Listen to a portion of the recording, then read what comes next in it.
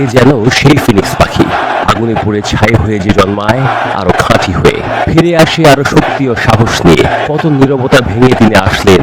ইরানিরা যেন ফিরে পেল তাদের প্রাণভ্রমরা। পশ্চিমা গণমাধ্যম তার মৃত্যুর গুজবও ছড়িয়েছিল। চলেছে নানা ফুসফাস।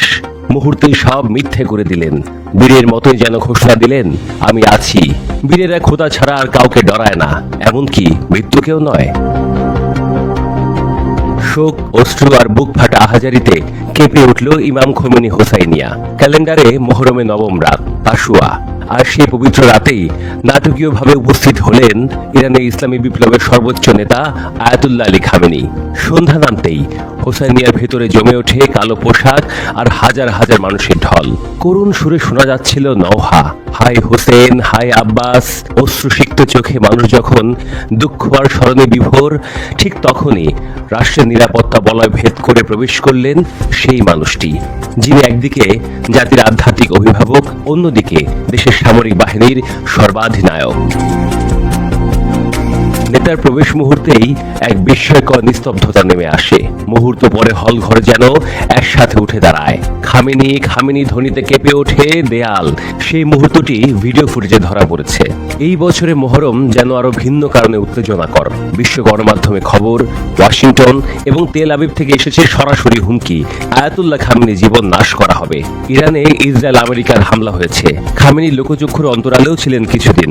এমন সময়ে তার এই প্রকাশ্য উপস্থিতি শুধু ধর্মীয় নয়, রাজনৈতিক সাহসিকতারও এক বিরল নিদর্শন হিসেবেই দেখছে ইরান।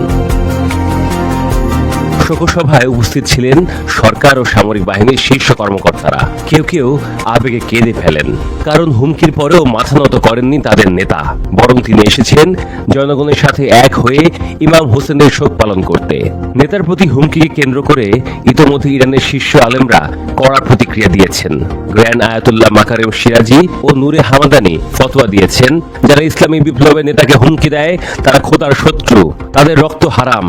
এই ফতোয়া শুধু ইরানে নয়, পুরো শিয়া জাহানে আলোড়ন তুলেছে।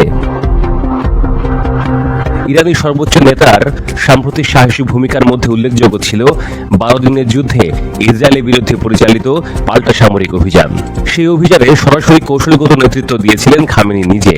তার নেতৃত্ব ইসরায়েল আমেরিকাকে পরাস্ত করেছে। এই রাত, এই শোকসভা আর এই নেতার আগমন সবকিছু যেন ইরানিদের কাছে এক রূপকথার মতো। 13 জুনের পর তারা সামনে দেখতে পেয়েছেন প্রাণভোমরা খামেনিকে, যেখানে একদিকে রয়েছে হুমকি, ষড়যন্ত্র আর অন্যদিকে রয়েছে প্রতিরোধ, সাহস, আত্মত্যাগ। খামেনি হয়ে উঠেছেন ইরানের প্রতিরোধের আরো জলজ্যান্ত প্রতীক।